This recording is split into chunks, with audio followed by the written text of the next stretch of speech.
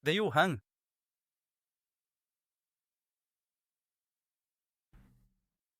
Sa pagkakataong ito, ibabahagi ko gamit ang pamagat na asterisk kasaysayan ng mga hari ng Juda at ang pangunahing sipi ay nagmula sa ikalawang Samuel, Kabanata 7, mga bersikulo 12 hanggang 16. Dalawang Samuel, Kabanata 7, mga bersikulo 12 hanggang 16. Babasahin ko ito para sa iyo. Pagka ang iyong mga araw ay naganap na at ikaw ay humiga na kasama ng iyong mga magulang, aking ibabangon ang iyong bini pagkamatay mo na magmumula sa iyo at impuon at itatatag ko ang kanyang kaharian. Siya'y magtatayo ng bahay para sa aking pangalan, at aking itatag ang luklukan ng kanyang kaharian magpakailanman. Ako'y magiging ama niya, at siya'y magiging anak ko. Kapag siya'y nagkasala, aking sasawayin siya ng pamalo ng mga tao at ng mga hampas ng mga anak ng mga tao. Ngunit ang aking kagandahang loob ay hindi hihiwalay sa kanya, gaya ng pag-aalis ko nito kay Saul na aking inalis sa harap mo. Ang iyong sambahayan at ang iyong kaharian ay mananatili sa harap ko magpakailanman. Ang iyong trono ay matatag, magpakailanman. Ito ang salita ng Diyos. Sa pagkakataong ito, ating pag-iisipan ang kasaysayan ng mga hari ng Juda at kung paano naipasa ang salita ng Diyos. Gaya ng ipinangako niya kay Haring David sa sipi ngayon. May tatlong layunin na ating isaalang-alang sa buong pag-aaral na ito. Una, pag-iisipan natin ang papel ng mga hari. Nang likain ng Diyos ang sangkatauhan sa hardin ng Eden, inilagay ng Diyos si Adan upang mamahala sa lahat ng nilikha.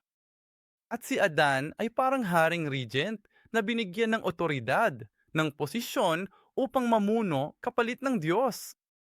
Gayunpaman, ang presensya ng Diyos ay hindi inaalis. Ang Diyos ang hari ng lahat ng mga hari. At kalaunan sa kasaysayan ng Israel, ibinabalik ng Diyos ang soberanya ng Diyos sa piling ng kanyang mga tao. At matapos ibigay sa kanila ang batas na siyang soberanong salita ng Diyos, ibinigay sa kanila ng Diyos ang soberanya sa pamamagitan ng kahariang ito. At habang ang ibang mga bansa ay may mga hari, mga haring tao, ang Israel ay walang haring tao. At kaya hiniling nila sa Diyos ng mga haring tao. Dayunpaman, ang pagkakaiba sa pagitan ng bayan ng Diyos ng bayan ng Israel ay iyon. Ang mga haring tao, tulad ng ipinakita sa atin ni David, ay dapat na kumakatawan sa tunay na hari ng langit at isang walang hanggang hari, ang Diyos. Gayunpaman, sa kasaysayang ito ng mga hari, makikita natin na nawalan na sa kanila ang tungkuling iyon at nakalimutan na nila at hindi ginampanan ang tungkuling iyon. Pangalawa, iisipin natin ang pagpapatuloy ng tipan ng Diyos, ang pananampalatayang naipapasa. Sa seryeng Asterisk Kasaysayan ng Pagtubos, patuloy na binibigyang diin at inilalahad ni Reverend Abraham Park ang may akda ang kahalagahan mula sa Biblia, ang kahalagahan ng pagpapasa ng pananampalataya sa susunod na henerasyon. At sa pamamagitan ng kalaangkanang ito ng mga hari, makikita natin kung paano na ipapasa ang pananampalatayang iyon ng tipan. At pagkatapos, bilang panghuli, pag-iisipan natin ang Mesiyas, ang haring walang hanggan na darating, tulad ng nabasa natin sa ikalawang Samuel, Kabanata 7. Siya ay darating bilang ina po ni David, bilang ang walang hanggang hari. Kaya, paano siya nakapasok sa talangan kanang ito? Sa lahing ito ni na Judah at David bilang ang walang hanggang hari. Kaya isipin natin ang 20 hari sa katimugang kaharian ng Judah. At ito ay magiging 20 hari. Kaya hindi ito maikli, pero tatalakayin ko sila ng maikli. Pag-uusapan ko ang mga pangunahing punto ng kanilang mga gawa, ang kanilang mga tagumpay. At pagkatapos ay ang pagsusuri ng Diyos kung sila ay mabubuti, masama, o labis na masama. Kaya, ang ulang hari pagkatapos ni Solomon ay si Roboam sa katimugang kaharian ng Juda. At hindi ko babanggitin sa lahat ng pagkakataon maliban sa sipi sa Biblia na tumatalakay sa karakter na ito. Sa loob ng panaklong, 2 Kronika, Kabanata 10 hanggang 12. At pagkatapos ay ang kanilang mga taon ng paghahari. 930 hanggang 913 BC. Sa 2 Kronika 11, talakata 17, sinasabi nito sa atin na si Rehoboam ay malakas at naging matagumpay sa unang 3 taon. Gayunpaman, nagpapatuloy ito sa Kabanata 12 at talata 1, sinasabi nito, tinalikuran niya ang salita ng Diyos nang siya ay maging makapangyarihan. At makikita mo na ito ang huwaran. Ito ang kahinaan ng sangkatauhan. Kapag sila ay nangangailangan, kapag wala silang sapat na kapangyarihan, hinahanap nila ang Diyos at kumakapit sila sa Diyos, umaasa sa Diyos. Ngunit kapag sila ay naging makapangyarihan, nakakalimutan nila ang Diyos, tinatalikuran nila ang Diyos. Kaya't tinalikuran niya ang salita ng Diyos nang siyang maging makapangyarihan. Sinasabi sa atin ng unang hari 14 mga talata 20 hanggang 28, siya ay nagtayo ng matataas na dako, mga sagradong haligi, isang ashram sa bawat mataas na burol, at sa ilalim ng bawat luho at punong kahoy. Hindi lamang niya nakalimutan at tinalikuran ng salita ng Diyos, kundi nagsimula pa siyang sumunod sa ibang mga paniniwala. At alam natin yan. Dahil nag-asawa si Solomon ng maraming asawa at mga babae mula sa iba't ibang bansa at iba't ibang kultura at relihiyon, at pinayagan niya silang dalhin ang kanilang mga Diyos at idolo. Ang mga Diyos na hintil na iyon ay naging laganap sa buong lupain ng Diyos, ang lupain ng Israel at Juda. Meron ding mga lalaking patotot sa lupiin, at sila'y gumawa ng ayon sa lahat ng karumaldumal ng mga bansang pinalayas ng Panginoon sa harap ng mga anak ni Israel. Kaya naman, isinugo ng Diyos si Sisak, ang hari ng Ehipto, upang kunin ang mga kayamanan mula sa templo at palasyo. At ito ay isa pang padron, isa pang bahagi ng padron. Sila ay nagiging makapangyarihan, tinatalikuran nila ang Diyos, at nagdadala sila ng ibang mga Diyos-Diyosan, sumasamba sila at nagtatayo ng mga dambana. At pagkatapos ay ginagamit ng Diyos ang mga dayuhang bansa at mga dayuhang kapangyarihan upang parusahan sila, at pagkatapos ay bumabalik sila, at kung minsan ay hindi. Ngunit sinasabi sa atin ang 2 Kronika 11, 21 at Kabanata 12 na si Rehoboam ang may 78 asawa at mga babae, at ang kanyang ina ay isang Amonita. Naimpluwensyahan siya naman na ito sa pagsamba sa idolatriya. Kaya ayon sa pagsusuri ng Diyos, isa siyang masamang hari. Ang pangalawang hari pagkatapos ni Rehoboam ay si Abias, na kilala rin bilang Abiam. 2 Kronika 13, 1 hanggang 18, na mahala siya mula 913 B hanggang 910 BC. Ang tipan ng asin ay nagpahintulot sa kanya na lipulin ang 800,000 sundalo ng Hilaga, na may 400,000 lamang mula sa timog hula sa kanyang kaharian. At sa gayon ay nakamit niya ang malaking tagumpay. Sinasabi sa atin ng 2 Kronika 13, 21 na siya ay naging mas makapangyarihan, ngunit siya ay naging mayabang at hindi niya inalagaan ang bansa.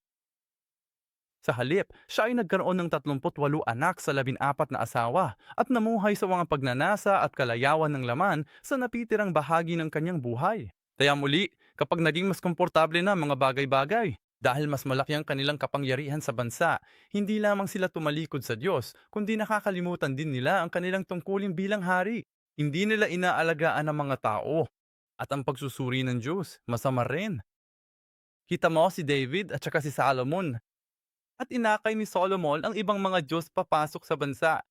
At pagkatapos niyan, ang mga inapo, 2 henerasyon na ang nakalipas, ay patuloy na nagiging masama. Kaya may isang bagay na maaari nating isipin sa ating buhay. Isang bagay na hindi natin ginagawa. Bueno, kung hahayaan natin ang ibang paniniwala, ibang relihiyon, ibang Diyos sa buhay natin, maaaring maapektuhan din ito ang ating mga anak.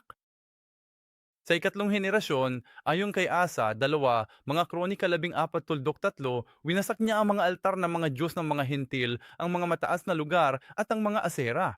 Sa wakas, nagsagawa siya ng isang ganap na reformang pangrelihiyon. Ang bansa ay nasa kapayapaan sa loob ng 35 taon. Gayunpaman, 36 na taon matapos siyang maging hari, nagkaroon ng pag-atake mula sa Hilaga. Sa pambansang krisis na ito, sa halip na lumapit muna sa Diyos, umasa siya sa hari ng Aram, na isang mas malakas na bansa noong panahong iyon. At ibinigay niya ang mga kayamanan ng templo bilang kabayaran sa hari ng Aram. Kaya sa halip na lumapit sa Diyos at magbigay sa Kanya, mag-alay o humingi ng tulong sa Kanya, ibinigay niya ang mga bagay na nauukol sa Diyos. Sa taong haring ito ng Aram upang umasa sa Kanya at humingi ng tulong. Nung ika-39 na taon ng kanyang paghahari, nagkaroon siya ng sakit sa kanyang paa. At hindi niya hiningi ang tulong ng Diyos, kundi pumunta siya sa iba't ibang manggagamot, ngunit wala siyang nakitang lunas. 2 Kronika 16:12. Ang pagsusuri ng Diyos. Siya ay mabuti noong una, ngunit kalaunan ay naging masama. Ang apat ay si Jehoshaphat. Si Jehoshaphat ay isang mabuting hari. Sinundan niya ang halimbawa ng kanyang amang si David noong mga unang araw at hindi niya hinanap ang mga digmaan o ang ibang mga Diyos. Sinunod niya ang mga utos ng Diyos.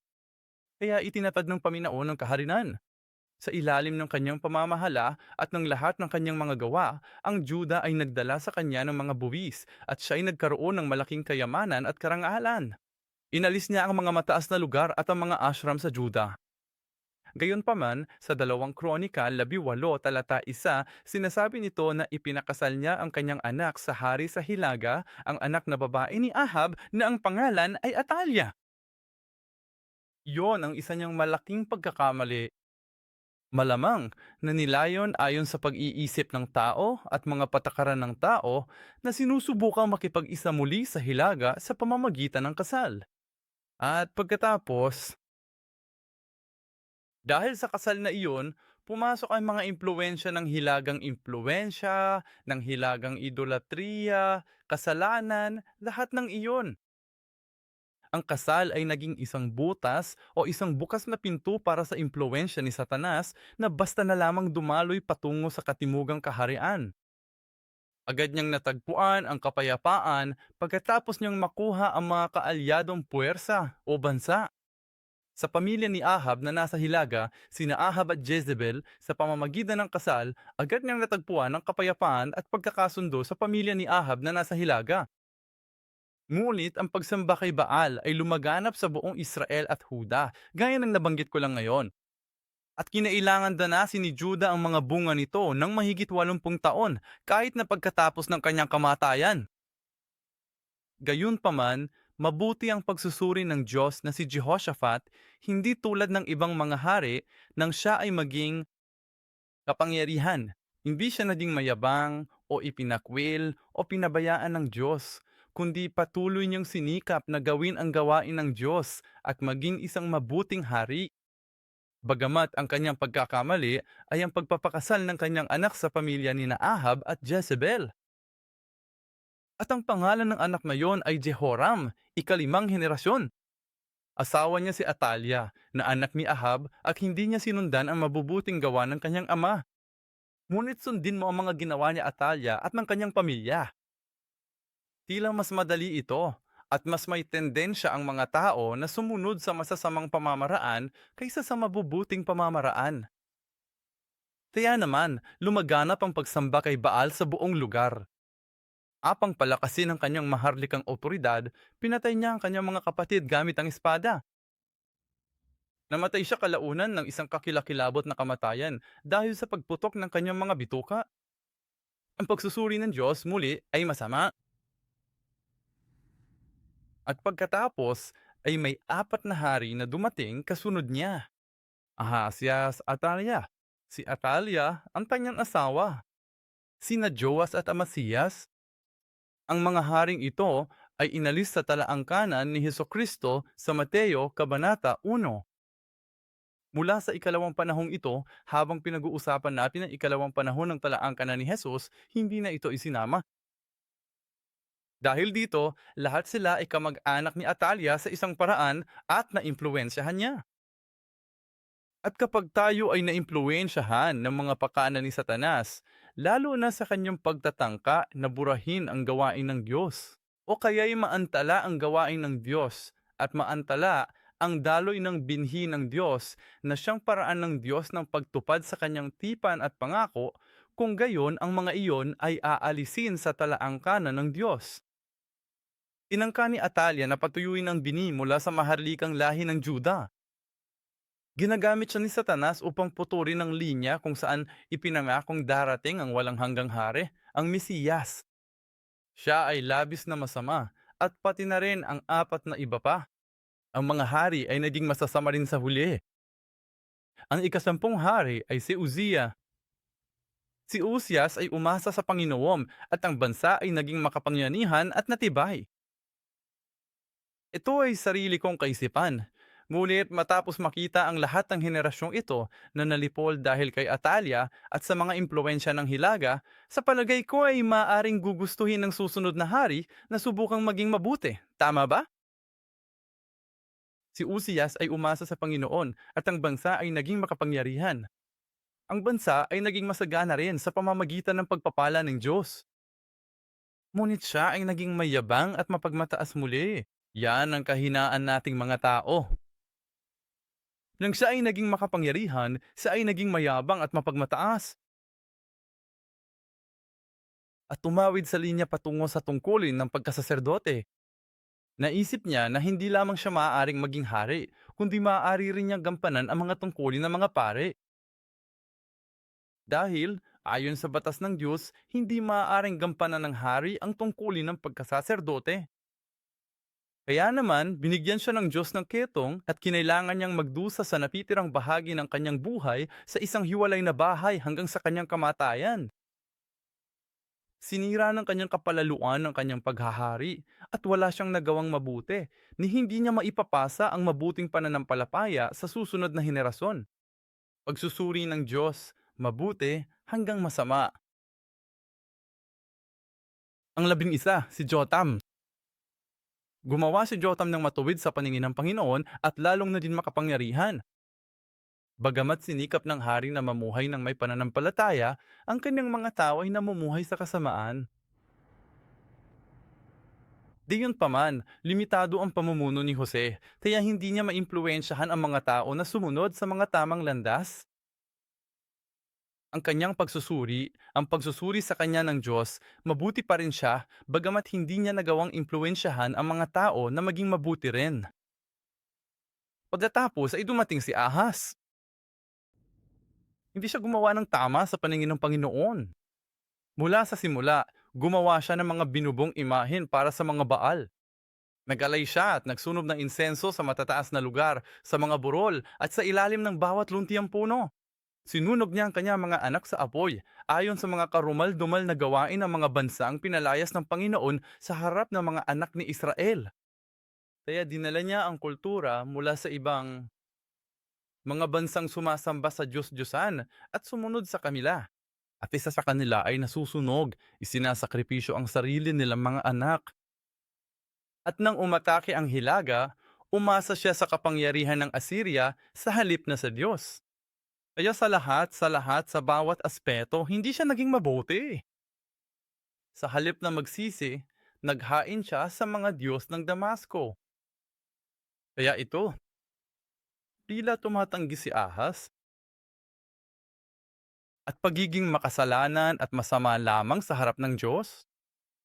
Ulit-ulit, kahit na binibigyan siya ng pagkakataong magsisi, hindi siya nagsisisi, kundi nananalangin at naghahain sa mga Diyos ng mga himtel. Sinira niya ang mga kagamitan ng templo, isinara ang mga pinto ng templo, at gumawa ng mga idolo sa buong Jerusalem. Kaya, siya ay inilibing sa lungsod ng Jerusalem, hindi sa mga libingan ng mga hari ng Israel. Sa pagsusuri ng Diyos, siya ay labis na masama. Ezekias? At siya gumawa ng matuwid sa paningin ng Panginoon ayon sa lahat ng ginawa ng kanyang amang si David. Ang ekspresyong ito ay ikinapit lamang kay Jehoshaphat at dito ay kay Hezekias. Binuksan niya ang mga pinto ng templo na nakasarang noong panahon ng kanyang amang si Ahaz at inayos ang mga ito. Dinala niya ang mga pari at mga levita at tinipon sila sa liwasan sa silangan. At nilinis niya ang templo at binuhay muli ang wastong sakripisyo sa templo. Nagsisi ang mga tao at dinala nila ang lahat ng handog na hindi nila kayang ihandog hanggang sa puntong iyon. Nagsadawa siya ng isang reformang pangrelihiyon, muling ipinatad ang Paskwa. Ang mga tao ay umawit ng mga papuri ng may kagalakan, yumuko at sumamba sa Diyos. At si Ezekias at ang bayan ay nagalak dahil sa inihanda ng Diyos para sa bayan. Nagdiwang na may kagalakan ng mga tao. Nang salakayin ni Sennacherib ng Assyria ang Juda at kinubkob ang Juda, tandaan, nanalangin si Hezekias kasama si Propeta Isaias at natalo ang Diyos. 185,000 magdamag. Alam namin ang kwentong yan. At si Ezekias ay nagkasakit hanggang sa mamatay dahil sa kanyang pagkakamali at kapalaluan, ngunit nakatanggap siya ng 15 taon ng palugit sa pamamagitan ng pagsisisi. Bagamat kilala siya bilang pinakadakilang hari sa Juda pagkatapos ni David, hindi niya maipasa ang pananampalataya, ang tipan at ang mga matuwid na gawa sa kanyang anak na si Manases. Kaya, mabuti ang pagsusuri ng Diyos kay Hezekias, ngunit muling itinayo ng kanyang anak na si Manases ang mga matataas na lugar na giniba ng kanyang ama. Kaya nakikita mo ba ang mga matataas na lugar na ito na winawasak, muling itinatayo at winawasak? Gayon din ang templo ng Diyos, dinungisan at pagkatapos ay nilinis, dinungisan at milinis. Nagtayo siya ng mga altar para sa mga Diyos-Diyosan. Nagtayo siya ng mga altar para sa mga Diyos-Diyosan sa langit, sa dalawang patio ng bahay ng Panginoon. Pinadaan niya ang kanyang mga anak sa apoy sa lamba, kaya sinusundan niya hindi ng kanyang ama ang mga yapak ni Hezekiah, kundi sinusundan niya rito ang mga yapak ng kanyang lolo. Pinaraan niya ang kanyang mga anak sa apoy sa lambak ng Ben Hinnom at nagsanay ng pangkukulam, ng huhula at ng gagaway at nakipag-ugnayan sa mga espiritista at mga mangkukulam. Gumawa siya ng maraming kasamaan sa paningin ng Panginoon na siyang ikinagalit niya. Inukit din niya ang larawan ng mga Diyos-Diyosan na kanyang ginawa sa bahay ng Diyos, kung saan sinabi ng Diyos na ilalagay niya ang kanyang pangalan magpakailanman. Kaya't siya'y nakatayo laban sa Diyos, hindi nagtatago, at nagkakasala at tinudungisan ang templo. Ngunit pagkatapos siyang mabihag sa Assyria at pahirapan gamit ang mga kawit na nakatali sa mga tanikala na tanso, siya ay nakiusap sa Panginoon at lubos na nagpakumbaba. Kung ikaw ang Diyos, patatawarin mo ba siya? Pagkatapos ng lahat ng ginawa niya, sa harap ng Diyos, sa templo ng Diyos, lahat ng kalapastanganan, iisipin kong mahihirapan siyang mapatawad. Ngunit kahit na siya ay labis na masama, ang Diyos ay naantig sa kanyang pagsusumamo at dininig ang kanyang pagsusumamo at ibinalik siya sa Jerusalem. Sa talangkangan ito, ipinapakita sa atin ng kwentong ito na ikaw at ako ay mayroon ding pag-asa. Hanggat tayo'y bumabalik sa Diyos, anumang uri ng mga kasalanang nagawa natin noon, patatawarin tayo ng Diyos basta tayo'y bumabalik sa Kanya. Nang magkagayoy, nalaman ni Manases na ang Panginoon ay siyang Diyos. Sa pagsusuri ng Diyos, siya ay labis na masama. Ngunit naalala niya ang kanyang pagsisisi sa pagtatapos ng kanyang buhay. Naalala ng Diyos ang pagsisisi ni Manases. Ang susunod ay si Amon. Sinundan niya ang masasamang gawain ng kanyang ama at pinatay siya ng kanyang sariling mga alipin. Muli, ang kanyang pagsusuri, masama. Josis! Sinundan niya ang landas ni David mula pa sa kanyang kabataan. At isa pa siyang hari na gumawa ng reformasyon, hindi ba? Reformasyon sa relihiyon. Hindi siya lumingon sa kanan o sa kaliwat. Nililinis niya ang templo at natagpuan niya ang aklat ng kausan. At ito ay napakahalaga. Pagtuklas, pagtuklas, pagtuklas sa salita ng Diyos sa buhay ng isang tao. Hindi lamang sa kasaysayang tulad nito, kundi pati na rin sa ating buhay. Iyan ang magsisimula ng pagsisisa, iyan ang magsisimula ng reformasyon. At hindi lamang nito maaapektuhan ang henerasyong iyon, kundi makakaapekto rin ito sa mga susunod na henerasyon. At ang pagtuklas at muling pagtuklas sa salita ng Diyos ay magliligtas ng maraming kaluluwa at maraming buhay. Kaya naman taos-puso ako nananalangin na sa pamamagitan ng ipinapahayag na kumperensyang ito, naway matagpuan nating muli ang salita ng Diyos at matuklasan ang salita ng Diyos sa ating buhay. At naway matanggap at matagpuan din ng mga miyembro ng ating kongregasyon ang tunay na salita ng Diyos sa ating mga simbahan at sa kanilang buhay. Kaya bilang resulta, nagsagawa siya ng isang malaking reformasyon. At syempre, mabuti ang pagsusuri ng Diyos. Ang ika-17 at ika-18, Haring Jehoiadas at si Jehoiakim, sila rin ay inalis sa talaangkanan ni Hesukristo. Sila ay masasamang hari rin. Jehoiakim, Sinundan din niya ang masasamang gawain ng mga haring nanguna sa kanya at gumawa ng kasamaan sa paningin ng Panginoon sa loob ng napakaikling panahon ng kanyang paghahari, wala pang 1 taon. At masama siya. At pagkatapos ay ang huling hari, si Zedekias. Zedekias, sa panahong ito, ang templo ay winasak at ang mga taga-Babilonya ay tuluyang winasak ang Jerusalem. Hindi rin siya isinama sa talangkangan ni Hesu Kristo. 586 BC, nung panahon ng kanyang paghahari, ay nabihag ang Juda ng Babilonya at ang templo ay winasak. Kaya ang tanong, na pagkatapos nating mabilis na suriin ang mga gawa ng mga hari sa katimugang kaharian ng Huda, ang tanong na kailangan nating itanong ay ito: bakit winasak at dinalang bihag ang bansa? Bakit sila nawasat? Una, tinalikuran at tumalikod sila sa Diyos. Ano ang naging dahilan ng kanilang pagtalikod sa Diyos? Ang mga kapangyarihan, pera, ang mga babae, mga Diyos-Diyosan, ang mga palayawan. Karangalan ng mundong ito, ang mga kaluwalhatian ng mundong ito. Pangalawa, pinabayaan nila ang mga utos at tangtipan ng Diyos. Bilang mga hari sa kaharian ng Diyos, isang kahariang itinatag ng Diyos, gaya ng nabanggit ko sa panimula, ang dapat nilang gawin ay palawakin ang mga hangganan ng paghahari ng Diyos, dalin ang mga tao sa bansa sa ilalim ng ang payong ng paghahari ng Diyos at ng kanyang mga pagpapala at hayaan silang magtamasa ng tunay na kapayapaan at sabat. Iyan ang papel ng mga hari. At tulad ng ginawa ni David, humingi ng tulong sa Diyos. Hanapin ng Diyos ang kanyang pasya sa bawat bagay at bawat aspeto ng pamamahala sa kaharian. Dahil, at kailangan nilang tandaan, sila ay mga hari lamang na namamahala sa kaharian ng Diyos. At sa makatuwid, sila ang namamahala. Sila ang dapat magbantay at mag-ingat. Tulad ng pag-aasikaso ni Adam sa hardin. Gayunpaman, pinabayaan nila ang salita ng Diyos, ang mga utos ng Diyos, at ang kanyang tipan. Lalo na ang pagpapasa ng pananampalataya sa tipan ng Diyos. Pangatlo, ang matuwid na pananampalataya ni David ay hindi naipasa sa kanyang mga kahalili. Kaya tayo nahihirapan. Paano nagpatuloy ang lahi ipang maipasa ang tipan? Dahil ang pangako ng Diyos ay ang walang hanggang hari, ang Mesiyas, ay manggagaling sa lahi sa talaangkan ni Huda.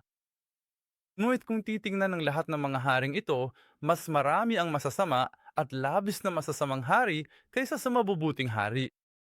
At natapos ito hanggang sa dulor, kasama ang swere ng masasamang hari at masasamang hari.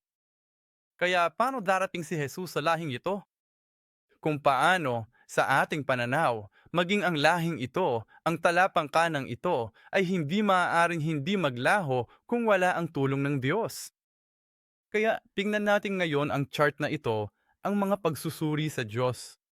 Kaya makikita mo rito ang mga pangalan ng mga hari. Maganda, parang si David. Okay at maganda para ng ama. Kaya kakaunti lang ang mga hari na nakatanggap ng ebaluasyon. Parang David, di ba? At saka mabait lang naman sila. At pagkatapos, ang ilan ay masasama at ang ilan ay labis na masasama. Kaya't aping iguhit ito sa chart. At ganito ang hitsura kapag nilagyan mo ng mga tuldok ang mga hari sa ilalim ng pangalan ng hari ayon sa kanilang mga gawa. At gumuhit tayo ng ilang linya at tingnan ang chart na ito. Anong nakikita natin? At makikita natin na ang pinakamahalaga, ang mga labis na masasama ay naimpluwensyahan ng kaharian ng Hilaga.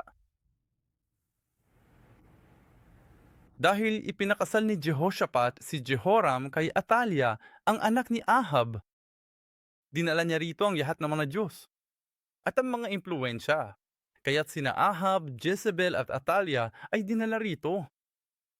At ang mga kamag-anak nila, sa henerasyong ito, sa panahong ito, silang lahat ay alinman sa masama o labis na masama. Kaya sa anong paraan nga ba tunay na nailigtas ang buong kahariang ito? at ang mismong lahing ito mula sa kapahamakan. Tingnan ng lahing ito. Ang tipan na ibinigay ng Diyos sa lahing ito ni Huda, gaya ng mababasa natin sa ikalawang Samuel 7, talatang 12 hanggang 16, ay tinatawag na ilawan ng tipan. Ibinigay ng Diyos ang lamparang ito kay David at ang lamparang iyon ang siyang tipan. At sa huli, tumutukoy ito sa liwanag na dadalhin ng Diyos sa bansang ito at sa bayang ito, at iyon ay tumutukoy kay Heso Kristo. Ito ay isang tipan tungkol sa liwanag na dumarating at tungkol sa kaharian, ang trono. Ipinangako ng Diyos kay David na ang kanyang anak ay maghahari magpakailanman. Gayunpaman, ang kanyang anak na si Solomon ay hindi umupo sa trono magpakailanman. Bagkus, siya ay nagsasalita sa espiritual na paraan at nagpropesiya tungkol kay Jesus, ang walang hanggang hari, ang walang hanggang anak. Kaya tingnan natin ang mga lugar at panahon kung kailan masasama ang mga hari. Ang bansa ay tuluyang naghihingalok. Anong ibinibigay sa kanila ng Diyos? Dito, nung panahon ni Rehoboam, muling binanggit, inulit, at ipinaalala sa kanila ng Diyos ang tipan ng ilawan. Isa Hari 11, versikulo 36, sinasabi rito, "Ngulit sa kanyang anak, bibigyan ko ng isang lipi, upang ang aking lingkod na si David ay magkaroon ng isang ilawan. Lagi akong nasa harapan ko sa Jerusalem, ang lungsod na aking pinili upang ilagay ang aking pangalan." Pinapaalalahanan tayo ng Diyos kapag tayo ay sa pinakababa, pababa na tayo. Kapag ang kaharian ay espiritual na nasisira, lahat ay napapaligiran ng kadiliman at maging ang hari ay naimpluwensyahan, ipinapaalala sa kanila ng Diyos. Parang sa gitna ng kadiliman, dinadala ng Diyos ang lamparan yon at muling pinapaningas ang liwanag ng pag-asa. At saka isa pang lugar dito ay noong panahon ni Abijah. Isa Mga Hari, Kabanata 15, talata 4. Ngunit alang-alang kay David, binigyan siya ng Panginoong niyang Diyos ng isang ilawan sa Jerusalem upang ibangon ang kanyang anak na kahalili niya at upang itatag ang Jerusalem. Kaya muli, nangako ang Diyos ng isang lampara at nagpapaalala sa kanila at nagdadala ng liwanag sa kadiliman. At pagkatapos niyan, tingnan kung paano magiging mabuti ang susunod na hari sa talangkangang ito. Hindi ito tao, pagsisikat. Ang biyaya ng Diyos ang nagpahintulunot sa kanila na maibalik sa dati nilang kalagayan. Ang lampara ng Diyos. At pagkatapos, sa pinakamasamang panahong ito, 2 Kronika 21:17, Gayunmay, hindi niloob ng Panginoon na lipulin ang sambahayan ni David dahil sa tipan na kanyang ginawa. Kasama si David, naaalala niya. Naaalala ng Diyos ang tipan at ipinapaalala niya sa kanyang bayan sa panahon ng pinakamadilim na panahon mula noon. Nangako siyang bibigyan siya at ang kanyang mga anak ng ilawan magpakailanman. At saka, naaalala mo ba si Ahas? Siya ang kumuha sa iyo, sumira sa mga kagamitan ng templo ng Diyos at nagtayo ng mga Diyos-Diyosan at mga dambana sa templo ng Diyos. Sa panahong iyon, nagbibigay ang Diyos ng isang espesyal na paalala at pangako. At ito ang pangako ng Emmanuel. Kaya naman, ang Panginoon mismo ang magbibigay sa inyo ng tanda. Narito, isang birhen ang magdadalang tao at manganganak ng isang anak na lalaki at tatawagin niya ang kanyang pangalang Emmanuel. Kamangha-mangha kung paano ibinigay ng Diyos ang pinakamahalaga at pinakamahalagang tipan na ito ng Emmanuel sa pinakamadilim na panahon, nung panahon ni Ahas. Kaya ngayon, bilang konklusyon, kailangan nating tandaan na tayo rin ay mga tagapagmana ng tipan. At ang kailangan nating gawin ay ipasa ang tipang iyon sa susunod na henerasyon.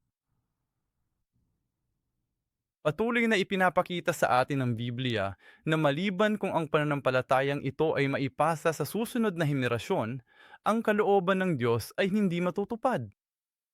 At sa makatuwid, ang Diyos mismo ang siyang tumitiyak tulad ng nakita natin ngayon lang na ang tipan ng Diyos ay magpapatuloy, nang hindi nalilimutan, nang hindi nasasayang o itinatapon, ni nasisira ng mga tao. Kaya, aling mga gawa ang nais mong suriin ng Diyos? Kung susuriin ako ng Diyos, ano ang gusto kong makita at maalala niya? At habang namumuhay tayo ng may pananampalataya, tandaan natin yan. At naway matagumpay nating maipasa ang tipang ito. Dahil sa Lukas Kabanata 23, 27 hanggang 28, sinasabi nito, at sinusundan siya ng isang malaking pulutong ng mga tao habang pasa ni Jesus ang krus at ng mga babaeng nagluluksa at nananagoy sa kanya. Ngunit humarap si Jesus sa kanila at sinabi, mga anak na babae ng Jerusalem, huwag ninyo akong iyakan, kundi iyakan ninyo ang inyong mga sarili at ang inyong mga anak.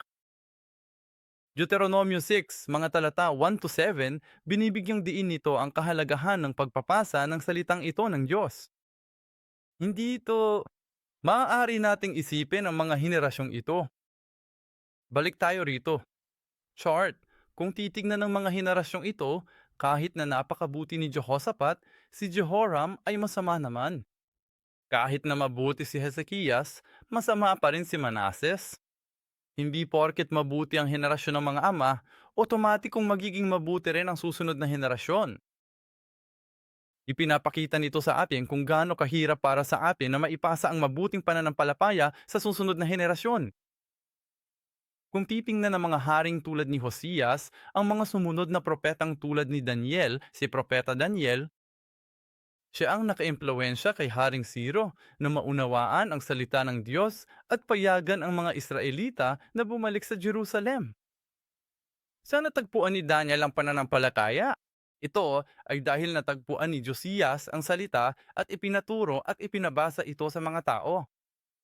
At kung ating kakalkulahin ang mga taon ng kapanganakan at ang mga hari, ang kapanganakan ni Daniel ay noong panahong ginagawa ni Josias ang reformasyon at ipinapahayag ang salita ng Diyos. Kaya ang pagpapahayag na ito, ang pagpapahayag ng salita ng Diyos ay napakahalaga. Ang pagpaparinig ng salita ng Diyos sa ating mga pamilya, sa ating mga tao, sa ating bansa ay isang napakahalagang gawain. Hayaan mong basahin ko ang sipi na ito. Ngayon, ito ang utos, ang mga palatuntunan at ang mga kahatulan na inutos sa akin ng Panginoon ninyong Diyos na ituro sa inyo.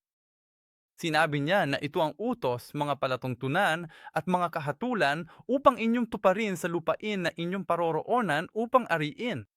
Upang ikaw at ang iyong mga anak at ang anak ng iyong anak ay matakot sa Panginoon mong Diyos na iyong ingatan ang lahat niyang mga palatuntunan at ang kanyang mga utos na aking iniutos sa iyo sa lahat ng araw ng iyong buhay at upang ang iyong mga araw ay lumago, maaring pahabain. O Israel, dinggin mo at ingatan mong gawin ito upang ikabuti mo at upang kayo'y dumami ng husto, gaya ng ipinangako sa iyo ng Panginoon, ng Diyos ng iyong mga magulang, sa lutaing inaagosan ng gatas at pulot. Dinggin mo, o Israel, ang Panginoon nating Diyos, ang Panginoon ay iisa. Iibigin mo ang Panginoon mong Diyos ng buong puso mo at ng buong kaluluwa mo at ng buong lakas mo. Ang mga salitang iniutos ko sa iyo ngayon ay sasabi sa iyong puso. Ituturo mo ang mga ito ng may pagpupursige sa iyong mga anak at pag-uusapan mo ang mga ito. Pagka ikaw ay nakaupo sa iyong bahay, at pagka ikaw ay naglalakad sa daan, at pagka ikaw ay nakahiga, at pagka ikaw ay bumabangon. At iyan ang utos, ang batas na ibinigay sa atin ng Diyos. Ito ay maging ang paghatol na sinasabi sa atin ng Diyos na dapat nating gawin. Dapat natin itong itanim sa ating buhay upang ang ating susunod na henerasyon, ang ating mga anak, ay matuto hindi sa pamamagitan ng puwersa, kundi sa pamamagitan ng panunood, kundi sa pamamagitan ng halimbawa. Dalawa pang talata. Mga Kawikaan 22, versikulo 6. Sanayin mo ang bata sa daan na dapat niyang lakaran. Kahit tumanda na sa, hindi niya iyong hihiwalayan. Kaya kung maaari, kailangan nating turuan ng ating mga anak ng salita ng Diyos mula sa murang edad. 2 Timoteo 3, versikulo 15. At mula sa pagkabata ay nalalaman mo ang mga banal na kasulatan na makapagbibigay sa iyo ng karunungan tungo sa kaligtasan sa pamamagitan ng pananampalataya kay Kristo Jesus. Naway manatili sa atin ang salitang ito. Natututuhan natin ito, ngunit ipinangako sa atin ni Jesus na gagawin niya tayong mga maharlikang saserdote. Binibigyan niya tayo ng parehong gawain gaya ng sa mga hari upang may sakatuparan natin ang paghahari ng Diyos sa lupang ito, upang makatulong tayo sa pagdadala ng kaharian ng Diyos sa ating buhay at sa ating nasasakupan sa mundong ito. Kaya sana, ang mga simbahang kinakatawan dito, naway lahat ng mga pastor, lahat ng mga pinuno ng mga simbahan, naway mabigyan tayo ng otoridad ng salita, hindi upang abusuhin ang kapangyarihan para sa ating sarili, kundi naway ang salita ng Diyos ay maipasa mula sa atin hanggang sa susunod na henerasyon, maipahayag mula sa atin hanggang sa ating henerasyon at sa iba't ibang lugar, upang ang kaharian ng Diyos ay dumating sa atin. Manalangin tayo. Mahal na Ama sa langit, maraming salamat po sa salitang ito. Nagpapasalamat kami sa iyo sa pagtuturo sa amin sa pamamagitan ng mga hari, maging sa mga pagkakamali at kasama ng mga hari. At natatagpuan natin ang ganitong kasamaan, maging sa loob natin. Ngunit Ama, tulungan mo kaming makabalik sa iyo. Tulungan mo kaming magpakumbaba at magsisi sa harap mo. At Ama, pagpalain po ninyo po ang lahat ng narito at pagpalain po ninyo kaming lahat.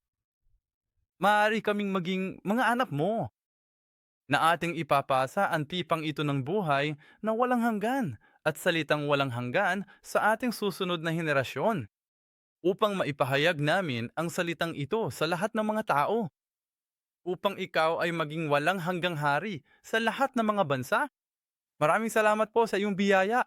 Sa pangalan ni Jesus kami ay dumadalanin. Amen. Magpasalamat tayo sa Diyos.